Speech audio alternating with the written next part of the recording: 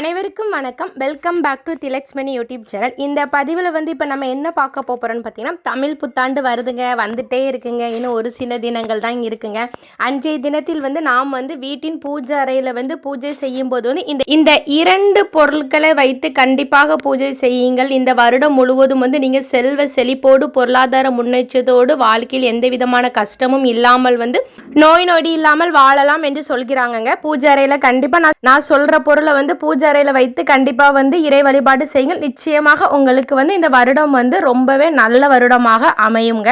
சரி, இப்போ நம்ம அந்த இரண்டு பொருட்கள் என்னன்னு பார்க்கறதுக்கு முன்னாடி நம்மளுடைய சேனலை சப்ஸ்கிரைப் பண்ணாமல் பார்க்குறவங்க கண்டிப்பாக சப்ஸ்கிரைப் பண்ணிட்டே பாருங்க. வாங்க இப்போ நம்ம வீடியோக்குள்ள போகலாம். முதலில் தமிழ் புத்தாண்டு என்னைக்கு வருதுன்னு சொல்லி பார்த்துடலாமா?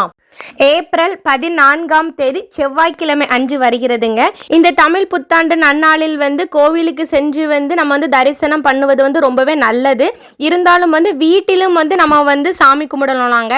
அதனால் வீட்டின் பூஜைறையில் நல்லா சுத்தபத்தமாக வச்சுட்டு நல்லா வாசனை மிகுந்த பூக்களால் நல்லா அலங்காரம் பண்ணிக்கோங்க. உங்கள் வீட்டில் முருகர் சிலை, சாமி சிலைகள் ஏதாவது இருந்தால் ஏதாவது அபிஷேகம் செய்து விடுங்கள். நெய் வைத்தியமாக இனிப்பு வகைகளில் சர்க்கரை பொங்கல் வைத்துக்கிடுங்க. அதுக்கப்புறம் வெத்தலை, பாக்கு, பழம்லாம் வச்சுக்கோங்க. முக்கியமாக அந்த இரண்டு பொருட்கள் என்னன்னு சொல்லி பார்த்தீங்கன்னா கல் உப்பு ஒன்று, ரெண்டாவது மஞ்சத்தூளுங்க. இந்த ரெண்டுமே ரொம்ப ரொம்ப முக்கியங்க. அதனால் கண்டிப்பாக இந்த இரண்டு பொருட்களையும் வீட்டில் வாங்கி வைத்து பூஜை அறையில் இறை வழிபாடு செய்யுங்கள். அந்த பொருளை அன்னைக்கு நம்ம கடையில் போயிட்டு வாங்குறது ரொம்பவே கஷ்டமாக இருக்கலாங்க. அதனால் ஒரு நாளுக்கு முந்தைய நாளே நீங்கள் வாங்கி வைக்கிறது ரொம்பவே நல்லது. இவ்வாறு நீங்கள் இந்த இரண்டு பொருட்களை வைத்து சுவாமி கும்பிடும்போது உங்களுக்கு செல்வ செழிப்பு, பணம் எல்லாமே சேரும் என்று சொல்கிறாங்க. அதனால் முடிந்தவர்கள் கண்டிப்பாக இந்த இரண்டு பொருட்களை வாங்கி வைத்து வீட்டில் சாமி கும்பிடுவதற்கு பாருங்கள்.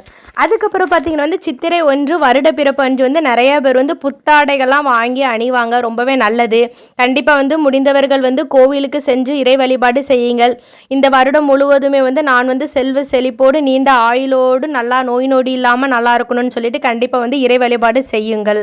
முடிந்தவர்கள் அன்றைய தினத்தில் அன்ன தர்மம் செய்யுங்க. ரொம்ப ரொம்ப நல்லது. என்ன அன்ன தர்மம் செய்யலாம்னு சொல்லி பார்த்தீங்கன்னா தயிர் சாதம் வாங்கி கொடுங்கள். ஒரு 5 பேருக்காவது இல்லைன்னா ஒரு 7 பேருக்காவது நீங்கள் வாங்கி கொடுங்க. ரொம்பவே நல்லது. நிறையா பேருக்கு வாங்கி கொடுக்கணும்னு கிடையாதுங்க. உங்களால் எத்தனை பேருக்கு வாங்கி கொடுக்க முடியுமோ அத்தனை பேருக்கு வாங்கி கொடுத்தால் மட்டுமே போதுமானதுங்க. இவ்வாறு சித்திரை 1ஆம் தேதி நீங்கள் அன்னதர்மம் செய்வதால் உங்களுக்கு வறுமைகள் நீங்கும் என்று சொல்கிறாங்க. அதனால் முடிந்தவர்கள் அன்னதர்மம் செய்வதற்கு பாருங்கள். அடுத்து பார்த்தீங்கன்னா சித்திரை 1ஆம் தேதி குலதெய்வ வழிபாடு செய்வது ரொம்பவே நல்லதுங்க. குலதெய்வ கோயில் உங்கள் வீட்டின் அருகில் இருந்தால் கண்டிப்பாக குலதெய்வ ஆலயத்திற்கு சென்று இறை வழிபாடு செய்யுங்கள். எதற்காக குலதெய்வ ஆலயத்திற்கு சென்று இறை வழிபாடு செய்யுங்கன்னு சொல்லி சொல்கிறாங்கன்னு பார்த்தீங்கன்னா நம்ம குலதெய்வத்தோடைய அனுக்கிரகம் இருந்தால் மட்டும்தான் நம்ம எந்த ஒரு காரியமும் செய்ய முடியும் என்று சொல்கிறாங்க. அதனால தான் கண்டிப்பாக குலதெய்வ வழிபாடு செய்யணும்னு சொல்லி சொல்கிறாங்க. ஓகே நண்பர்களே, இந்த தகவல் உங்கள் எல்லாத்துக்கும் ரொம்ப பயனுள்ளதாக இருந்திருக்கும்னு நினைக்கிறேன். கண்டிப்பாக நம்மளுடைய சேனலை சப்ஸ்கிரைப் செய்யுங்கள். இந்த வீடியோ உங்களுடைய ஃப்ரெண்ட்ஸ் அண்ட் ஃபேமிலிக்கு ஷேர் பண்ணுங்கள்.